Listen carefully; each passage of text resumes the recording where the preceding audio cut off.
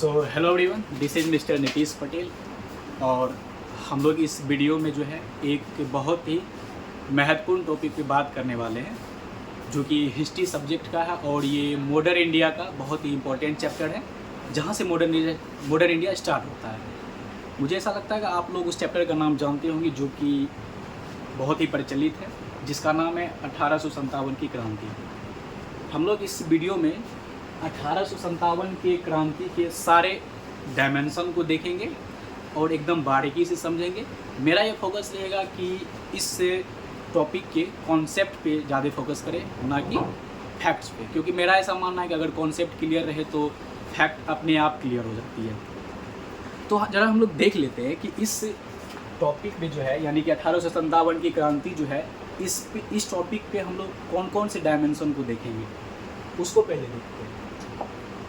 तो ये रहा आपका 1857 की क्रांति। इसमें हम लोग देखेंगे क्या, सबसे पहले ये देख लेंगे कि 1857 की क्रांति एक्चुअली हमारे देश में हुई तो क्यों हुई, आखिर क्या रीज़न था कि ये क्रांति हमें देखने को मिली मॉडर्न इंडिया के एक महत्वपूर्ण रूप में। उसके बाद हम देखेंगे कि इस क्रांति का प्रारंभ और विस्तार कैसे हुआ, कहाँ से प्रारंभ हुआ, और इतनी बड़ी ये क्रांति हुई, बहुत बड़ी क्रांति हुई, लेकिन ये फिर भी असफल हुआ। आखिर इसके असफलता के क्या क्या कारण है, उस पर भी हम लोग बात करेंगे।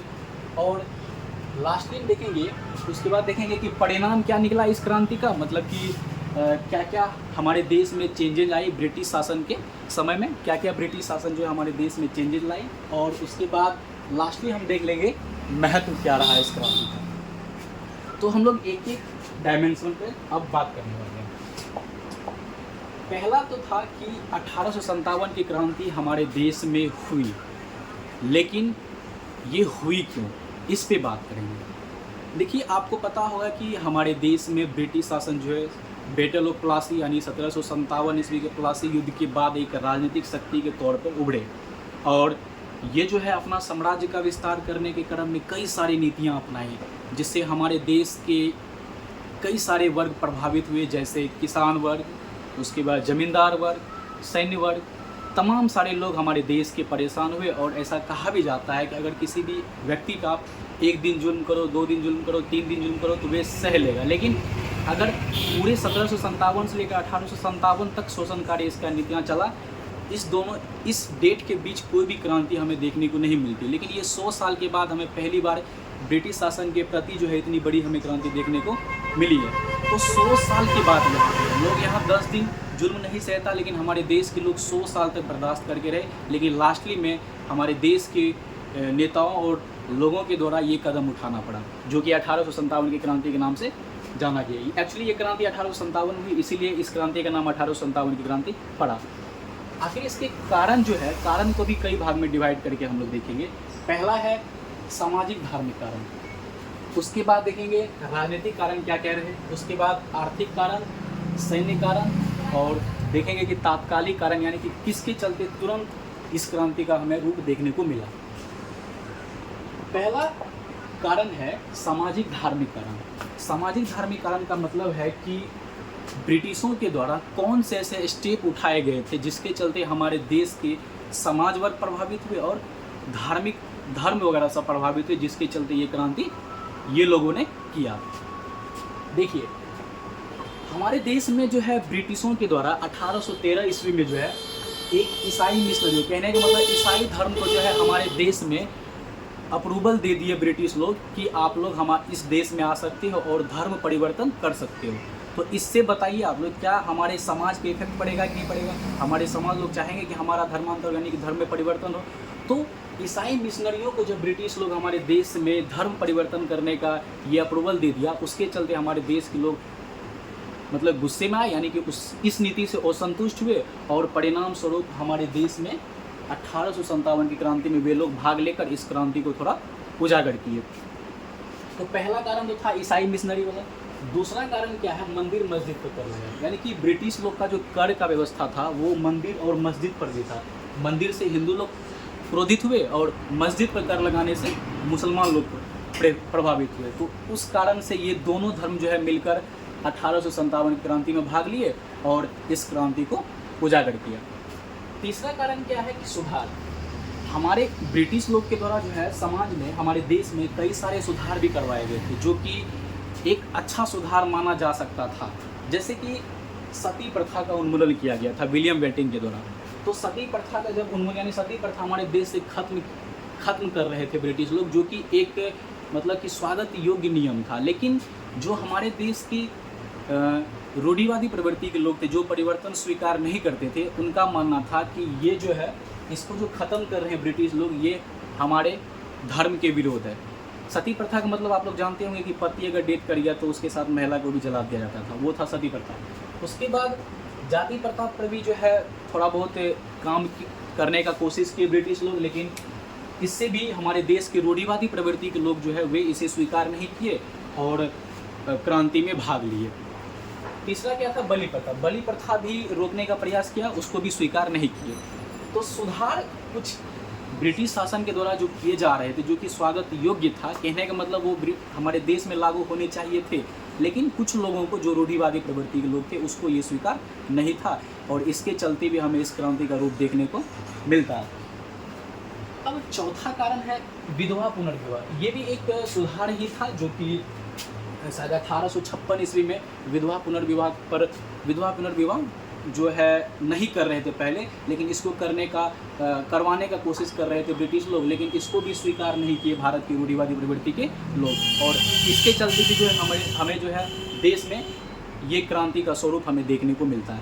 तो सामाजिक धार्मिक कारण में कुछ गिने चुने रीजन हैं, जो कि एकदम महत्वपूर्ण है, और मुझे उम्मीद है कि ये कारण आप लोगों को समझ में आया। अब अगला कारण देखते हैं।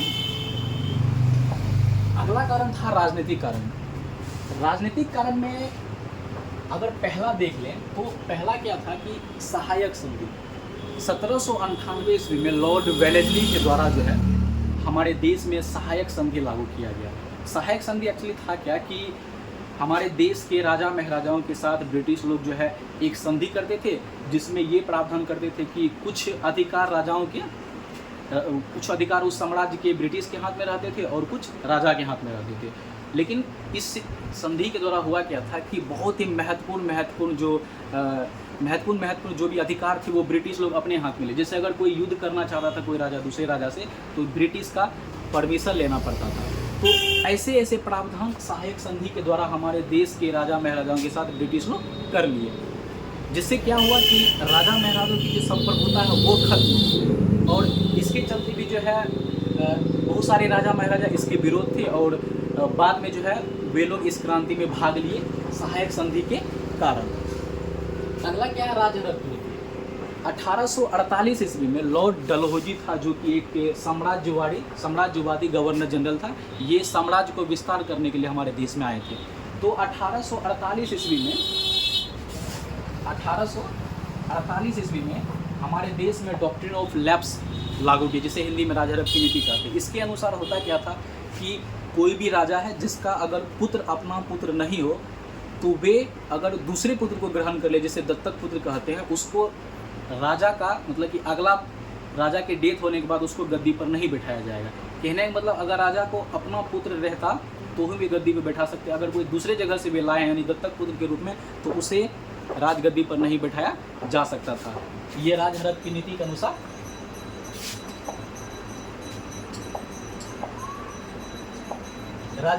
अनुसार ये प्रावधान किए गए थे। अगला क्या है? 1856 ईस्वी में डलहौजी द्वारा जो है अवध पर कुशासन का आरोप लगा दिया गया। 1856 ईस्वी में कहने का मतलब कि अवध का जो है नवाब जो थे उस समय, उससे जो है अवध का शासन प्रशासन कंट्रोल नहीं हो पाता था। तो ब्रिटिश लोगों का कहना था कि अवध का जो है शासन व्यवस्था अच्छी तरीके से नहीं चल रहा है, इसलिए वो शासन व्यवस्था नहीं चला पा रहे हैं अच्छी तरीके से वहाँ के राजा, तो हम इसका कंट्रोल करते हैं। तो उसके चलते जो है अवध की जितने भी जनता थे वे परेशान, यानी वे असंतुष्ट हुए कि कैसे हमारा कंट्रोल ब्रिटिश के हाथों में चला जाएगा। तो इसके चलते जो है अवध के लोग जो है इस क्रांति में भाग लिए और क्रांति को एक बड़े स्तर पर लेके चले गए। अगला कारण क्या था कि ब्रिटिश लोग जो है यानी कि ब्रिटिश शासन जो है, दिल्ली का बादशाह था बहादुर शाह जफर, उसको क्या किया, उसको कहा कि आप जो है दिल्ली से हट जाइए। कहने का मतलब ब्रिटिश जो है राजनीतिक शक्ति के तौर पर एक बड़े रूप में उभर कर तभी तक में आ गया था। तो वे अपना कुछ रवाब झाड़ रहे थे। कहने का मतलब कि दिल्ली से जो है बहादुर शाह जफर को, दिल्ली के लाल किला से बोला बहादुर शाह जफर को कि आप यहाँ से हटे जाइए, यानी कि उसको हटा दिया गया। आपको पता होगा कि दिल्ली के गद्दी पर जो है मुगल काल 300 साल तक रहा था। तो जो 300 साल तक वहाँ पर रहेंगे तो उसका कितना बड़ा लगाव उस ज़मीन से हो गया होगा। तो जिसके चलते क्या हुआ, बहादुर शाह जफर को तो हटा दिया, लेकिन वहाँ की जनता क्रोधित हो गए और इस क्रांति में भाग ली, और इस क्रांति को भी वहाँ के लोग भी उजागर किए एक बड़े स्तर पे। अगला कारण क्या था समाज राजनीतिक कारण में, कि न्यायिक और प्रशासनिक कार्य में जो है फारसी के स्थान पर अंग्रेजी ला दिया ब्रिटिश लोग। फारसी जो है मुसलमान लोगों का, मुस्लिम समुदाय का जो एक लैंग्वेज है, जो कि उसका एक कह सकते हैं लोकप्रिय लैंग्वेज है, लेकिन क्या क्या उसके स्थान पे अंग्रेजी को ला दिया। अब अंग्रेजी को ला दिया तो इससे मुस्लिम समुदाय परेशान हुए, यानी कि क्रोधित हुए, और इस क्रांति को उजागर किया। हो गया। नेक्स्ट,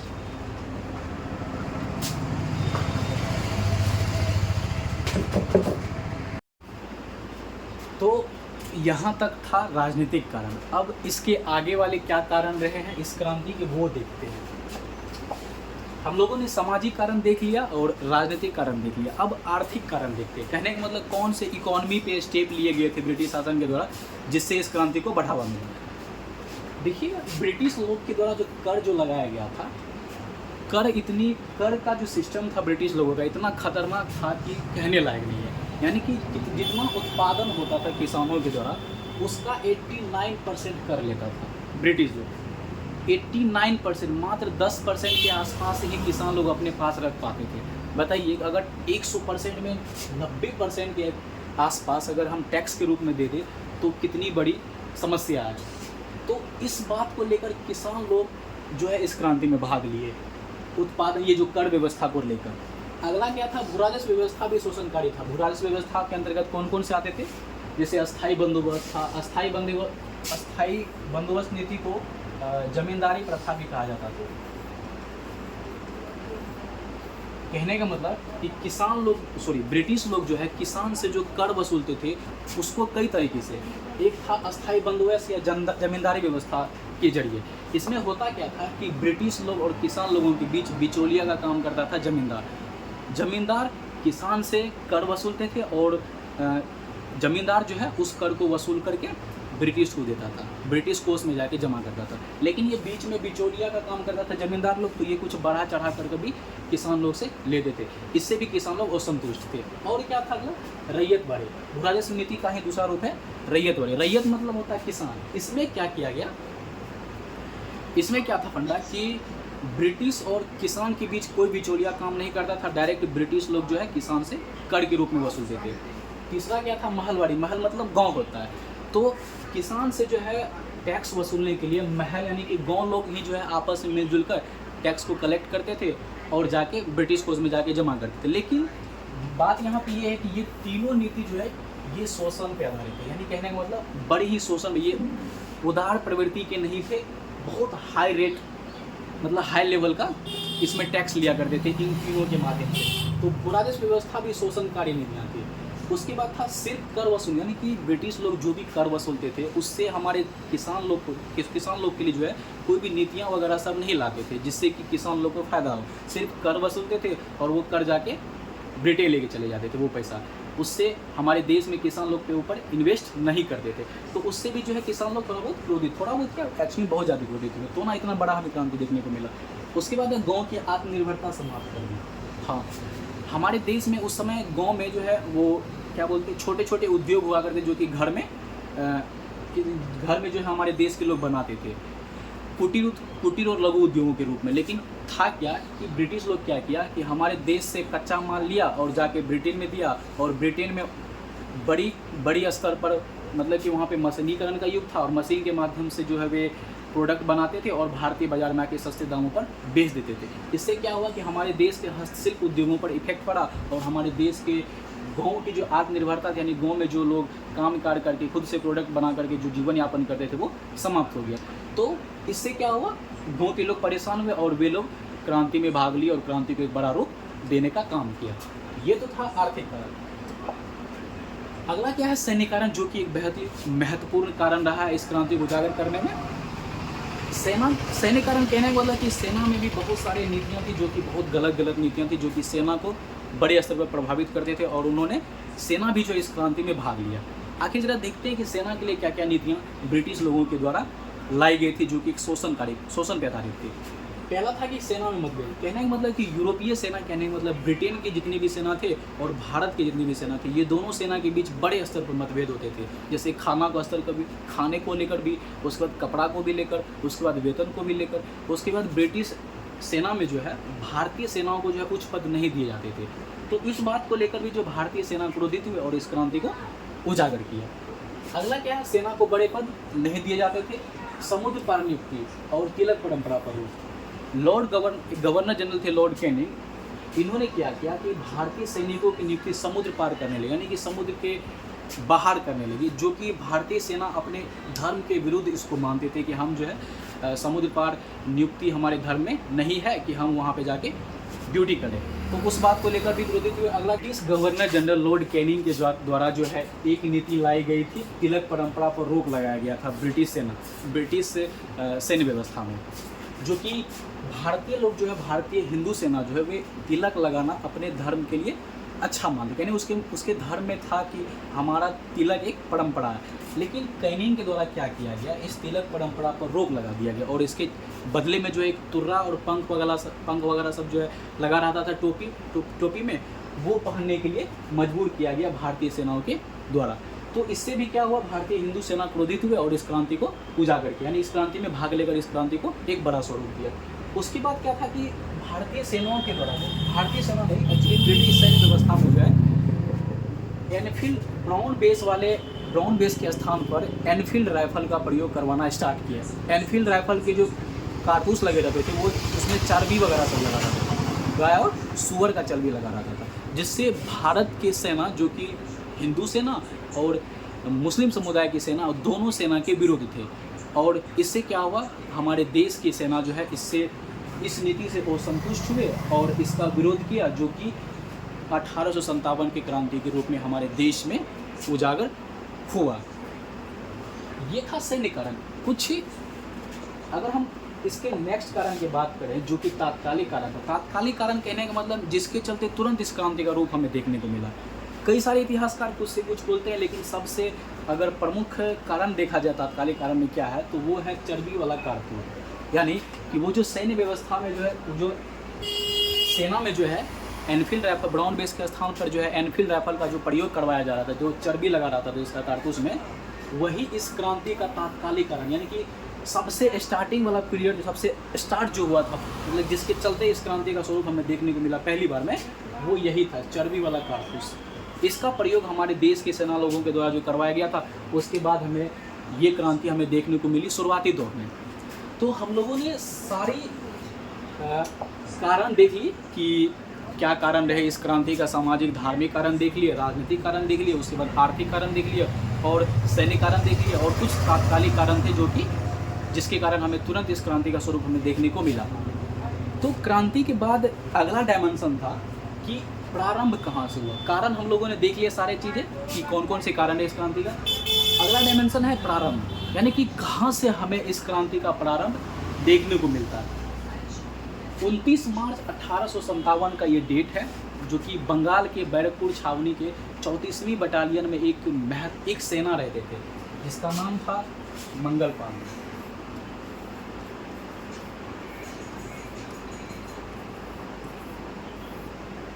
मंगल पांडे ने वो जो चर्बी वाला जो राइफल था उसका यूज करने का विरोध किया। कहने का मतलब वो जो चर्बी वाला, वो जो कारतूस वाला राइफल था ना, उसका विरोध किया कि हम जो है ये जो है राइफल का प्रयोग नहीं करेंगे। लेकिन फिर भी ब्रिटिशों के द्वारा कहा गया कि आपको ये राइफल का प्रयोग करना पड़ेगा।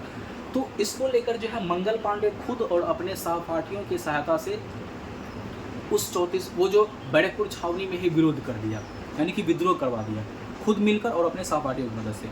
विद्रोह के क्रम में एक बड़े स्तर पर विद्रोह हुआ उस छावनी में, और मंगल पांडे उसके साथी जो है दो ब्रिटिश अधिकारी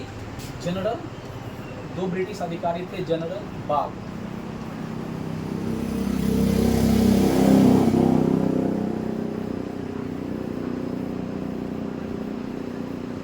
जनरल बाग और ह्यूसन का हत्या कर दिया, मंगल पांडे और इसके सैनिकों ने मिलकर, इसके साथियों ने मिलकर। जब ये दोनों अधिकारी को मार दिया तो ब्रिटिश के उच्च पद को पता चला कि बंगाल के बैरकपुर छावनी में इतना बड़ा विद्रोह हो गया। तो इस विद्रोह को दबाने के लिए जो है उन्होंने 8 अप्रैल 1857 ईस्वी में ब्रिटिश शासन जो है मंगल पांडे को फांसी दे दिया। यानी कि नेता को ही जो है मतलब जो लीडरशिप था बैरकपुर छावनी में जो लीड का काम कर रहा था मंगल पांडे, उसी को फांसी दे दिया 8 अप्रैल 1857 ईस्वी को ब्रिटिशों के द्वारा। उसके बाद कुछ दिन तक तो शांत रहा, 1 महीना के आसपास शांत रहा ये विद्रोह, लेकिन हमें फिर इस विद्रोह का स्टार्टिंग हमें 10 मई 1857 ईस्वी को यूपी के मेरठ से, यूपी के मेरठ से हमें देखने को मिला, जिसका लीड कर रहा था कदम सिंह।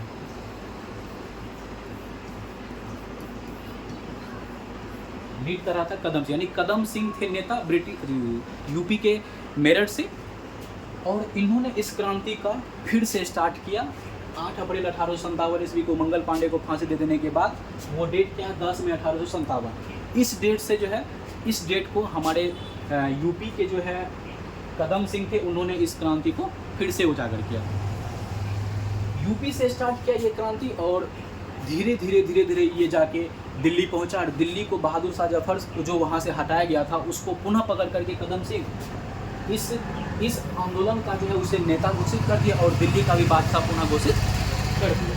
तो प्रारंभ कुछ इस प्रकार से हमें देखने को मिलता। पहले 29 मार्च 1857 ईस्वी को बैरकपुर छावनी से हुआ, लेकिन 8 अप्रैल 1857 ईस्वी को इसको जो है दबा दिया गया ब्रिटिशों के द्वारा, इसको फांसी देकर मंगल पांडे को। उसके बाद फिर से हमें 10 मई 1857 ईस्वी को कदम सिंह के द्वारा इसका उजागर हमें देखने को मिलता है। धीरे धीरे दिल्ली के बाद धीरे धीरे जो है उस संपूर्ण उत्तर भारत में ये विद्रोह फैल गया, और संपूर्ण उत्तर भारत में अलग अलग क्षेत्रों से अलग अलग नेताओं के द्वारा लीड इस क्रांति को कर रहे थे। जरा देखते हैं कुछ एग्जाम्पल के तौर पे। जैसे अगर आप देखेंगे, जैसे दिल्ली से इस क्रांति का कंट्रोल, यानी इस क्रांति का नेता था बहादुर शाह जफर, जो कि 11 मई से स्टार्ट हुआ था। उसके बाद लखनऊ से बेगम हजरत महल था, जो कि 4 जून से स्टार्ट हुआ था ये आंदोलन। उसके बाद झांसी से रानी लक्ष्मीबाई 4 जून से स्टार्ट किया था। उसके बाद बिहार से आपको पता होगा वीर कुंवर सिंह, जो कि बिहार का एक प्रमुख नेता है इस क्रांति को उजागर करने में। तो उत्तर भारत में अलग अलग क्षेत्र से अलग अलग नेताओं के द्वारा अलग अलग डेट में इस आंदोलन को शुरुआत किया गया, और धीरे धीरे एक बड़े स्तर पर यह आंदोलन बड़े स्तर पे उभर कर आया। लेकिन अफसोस की बात यह है कि इतनी बड़ी आंदोलन थी और इतने हमारे देश के लगभग संपूर्ण उत्तर भारत इसमें भाग लिए और बहुत सारे नेता इसमें पार्टिसिपेट किए, इसको कंट्रोल करते थे, इसको लीड करते थे। लेकिन फिर भी इतनी बड़ी विद्रोह होने के बावजूद भी ये जो क्रांति जो है ये असफल हुआ। कहने का मतलब ब्रिटिश शासन को जीत मिली, बहुत हद तक तो नहीं लेकिन कुछ हद तक, और हमारे देश के लोगों को हार मिली, बहुत हद तक नहीं कुछ हद तक हार देखने को मिली। हालांकि इसके बाद हमें बहुत सारे सुधार ब्रिटिशों के द्वारा देखने को मिलते हैं, जो कि आगे देखेंगे।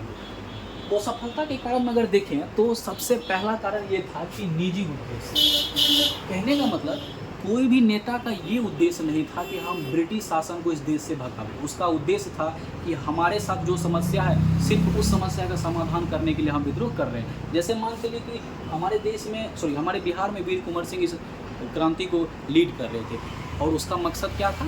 ज़मींदारी उसके हाथ से छीन ली गई थी ब्रिटिशों के द्वारा, तो उसका मकसद था कि हमें ज़मींदारी हमें फिर से मिलनी चाहिए। तो उसका एक निजी उद्देश्य था, कोई ये उद्देश्य नहीं था कि संपूर्ण भारत से जो ब्रिटिश शासन को जो उखाड़ के फेंकना है।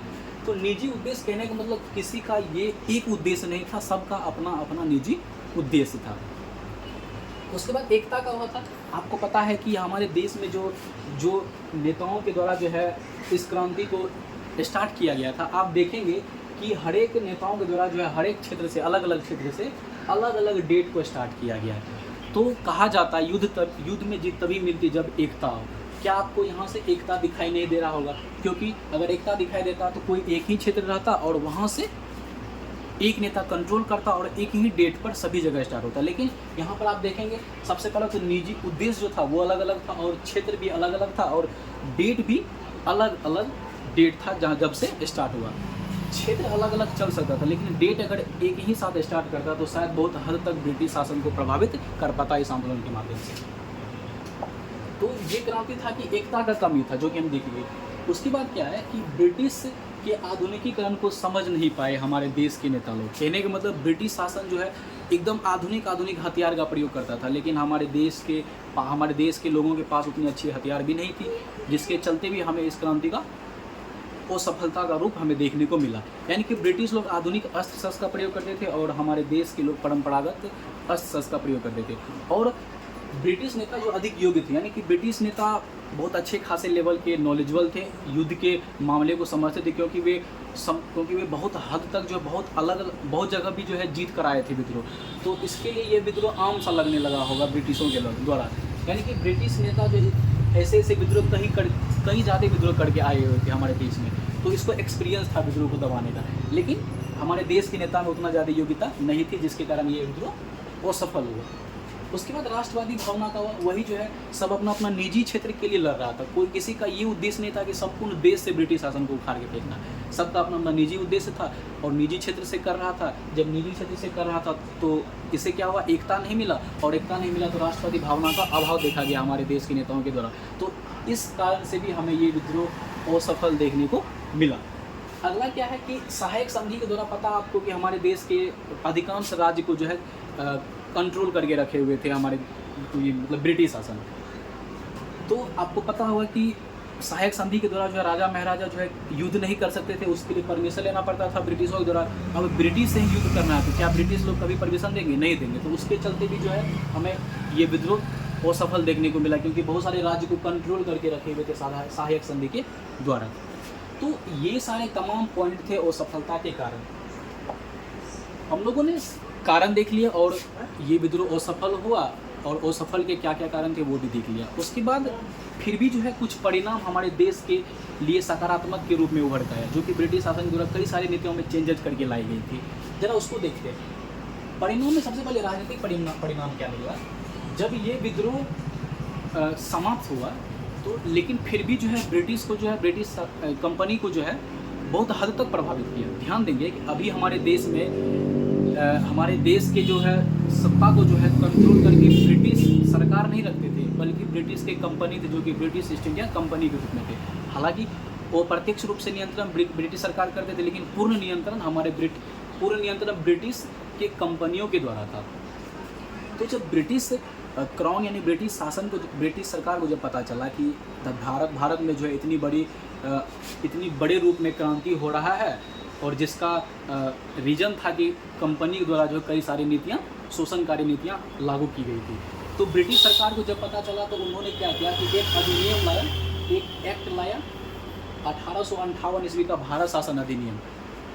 उनके थ्रू जो है, और भारत शासन अधिनियम रानी विक्टोरिया थी उस समय ब्रिटिश क्राउन के रूप में बैठी हुई ब्रिटिश में, और इसको जो है लॉर्ड कैनिंग के द्वारा इलाहाबाद दरबार में पढ़कर सुनाया गया कि हाँ, आप लोगों ने जो इतनी बड़ी आंदोलन की है, और इस आंदोलन को देखते हुए ब्रिटिश क्राउन हमारी रानी विक्टोरिया के द्वारा आपके लिए कुछ सुधार लाए हैं, जिसको पढ़कर कौन सुना रहा है? लॉर्ड कैनिंग सुना रहा है इलाहाबाद दरबार में। इसके अंतर्गत कई सारे प्रावधान किए, जैसे कि कंपनी का शासन समाप्त कर दिया गया इस अधिनियम के द्वारा, और कंपनी का शासन समाप्त करके डायरेक्ट ब्रिटिश क्राउन अपने हाथ में ले लिया, और ब्रिटिश क्राउन जो है एक राज सचिव नाम का पद सृजित किया, और उसके माध्यम से पूरा भारत का जो है शासन कंट्रोल करते थे। कंपनी से अच्छा ही कंट्रोल करते थे, और अच्छे सकारात्मक तरीके से कंट्रोल करते थे ब्रिटिश क्राउन ब्रिटिश कंपनी से। उसके बाद प्रशासनिक परिणाम देखें, राजनीतिक परिणाम में तो ये था कि 1858 का एक्ट लाया गया और कंपनी का शासन समाप्त करके ब्रिटिश क्राउन अपने अंदर ले लिया और अच्छे तरीक़ा से शासन चलाने लगे। अगला क्या है? प्रशासनिक परिणाम में 1861 का एक्ट लाया गया, और 1861 के एक्ट के द्वारा जो है 3 हाईकोर्ट स्थापित हमारे देश में किए गए, और वो 3 हाईकोर्ट थे कलकत्ता हाईकोर्ट, मद्रास हाईकोर्ट और बम्बई हाईकोर्ट। ये 3 हाईकोर्ट 1861 के अधिनियम के द्वारा स्थापित किए गए थे। और क्या था कि भारतीय सिविल सेवा की भी स्थापना इसी 1861 के अधिनियम के द्वारा हमारे देश में किया गया था। और उसके बाद प्रशासनिक परिणाम में क्या था कि पुलिस में और न्याय व्यवस्था में, सेना व्यवस्था में जो है भारतीयों को कुछ पद देने लगा, जो कि पहले नहीं दिया जाता था। लेकिन बाद में जो है ब्रिटिश क्राउन के द्वारा जो है ये हमें अधिकार दिए गए भारतीयों को। तो परिणाम के रूप में कुछ इस प्रकार सकारात्मक परिणाम हमें देखने को मिली इस क्रांति के बाद। और भी कुछ परिणाम निकल कर आए, जैसे आर्थिक परिणाम आपको पता होगा, पहले भू राजस्व व्यवस्था जो एकदम शोषणकारी नीतियों पर आधारित थी, बहुत हाई लेवल के टैक्सेस लिए जाते थे। तो भू राजस्व नीतियों को जो है उदार बनाया गया, एकदम नीचे रखा गया। उसके बाद औद्योगिक नीति लागू की गई।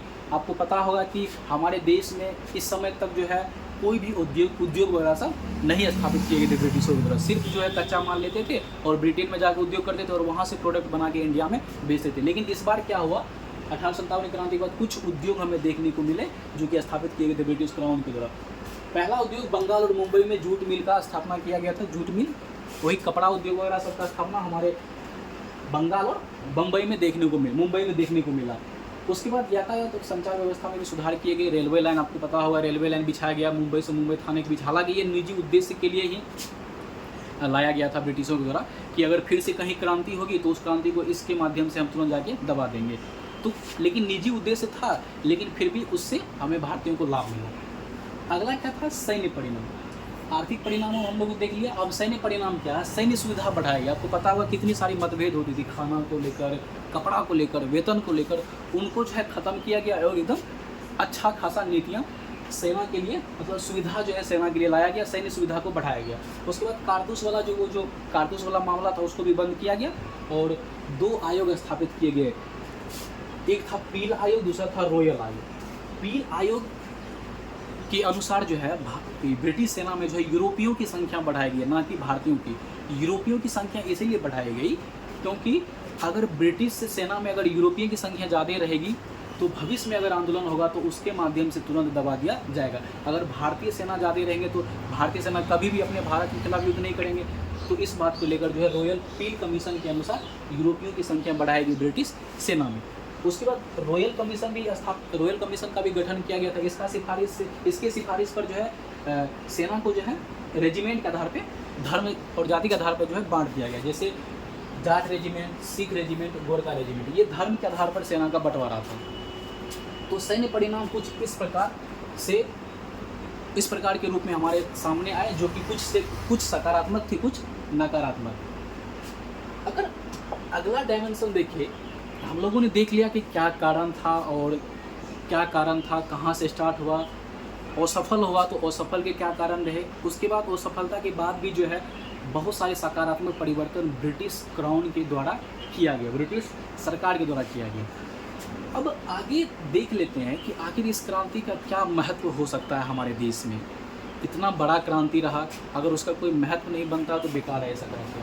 तो महत्व में सबसे पहला राष्ट्रवादी भावनाओं का उदय हुआ। उसके बाद राष्ट्रीय आंदोलन को प्रेरणा मिला। 1857 की क्रांति जब हुई तो भविष्य में जितने भी आंदोलन हुए, जैसे कि हमें जितने भी महात्मा गांधी वगैरह सब जो है, जितने भी युद्ध आंदोलन किए भविष्य के, असहयोग, जितने भी असहयोग, सविनय अवज्ञा आंदोलन, भारत छोड़ो, जितने भी फ्यूचर का आंदोलन था वो इसी 1857 की क्रांति से प्रभावित है। यानी इससे उसको मोटिवेट मिलता था, क्योंकि 1757 से लेकर 1857 तक कोई भी विद्रोह नहीं हुआ था। तो इससे भारतीयों को क्या लगने लगा कि ब्रिटिश के विरुद्ध युद्ध करना पॉसिबल नहीं है। लेकिन जब 1857 की क्रांति हुई तो इससे भारतीय लोगों को ये जिज्ञासा, ये जागृत हुआ कि नहीं, इसके विरुद्ध भी जो है हम युद्ध कर सकते हैं, यानी कि इसके विरुद्ध भी हम बोल सकते हैं। तो राष्ट्रीय आंदोलन को प्रेरणा मिला, जो कि भविष्य में कई सारे आंदोलन के रूप में हमें देखने को मिला, जिसके चलते हमारा देश भी आज़ाद हुआ। उसके बाद क्या हुआ, हिंदू मुस्लिम एकता देखा गया। आपको पता होगा कि हिंदू मुस्लिम भी मिलजुल कर जो है इस युद्ध में, इस 1857 की क्रांति में भाग लिए। तो इससे हमें क्या पता चलता है कि हिंदू मुस्लिम में एकता इस क्रांति ने लाया। उसके बाद प्रशासनिक सेना में प्रवेश भारतीयों को पहली बार जो है 1858 ईस्वी, 1858 का भारत शासन अधिनियम के द्वारा, 1909 के भारत शासन अधिनियम के द्वारा ये जो है सत्येंद्र प्रसाद सिन्हा को ब्रिटिश के जो वायसराय के जो पद थे उसमें जितने भी लोग काम करते थे उसमें से पहला भारतीय जो था वो था सत्येंद्र प्रसाद सिन्हा। सत्येंद्र प्रसाद सिन्हा को ही जो है पहली बार भारतीय लोगों के रूप में, भारतीय व्यक्ति में से जो है पहली बार सत्येंद्र प्रसाद सिन्हा को ही जो है ब्रिटिश के वायसराय की कार्यकारिणी परिषद में इसको ज्वाइन करवाया गया था। तो ये भी कुछ सकारात्मक परिवर्तन यानी सकारात्मक महत्व देख सकते हैं इस क्रांति का। अगला क्या है कि इस क्रांति को लेकर जो है बहुत सारे इतिहासकार जो है अपना अपना मत दिए। ब्रिटिश इतिहासकार कुछ बोलते हैं, भारतीय इतिहासकार कुछ बोलते हैं। अगर ब्रिटिश इतिहासकार बोलेंगे तो स्वाभाविक है वे अपने फेवर में ही बोलेंगे, अगर भारतीय इतिहासकार कुछ बोल रहे हैं तो भारतीय के फेवर में बोलेंगे। क्या क्या मत है, जैसे आर.सी. मजूमदार का कहना है, आर.सी.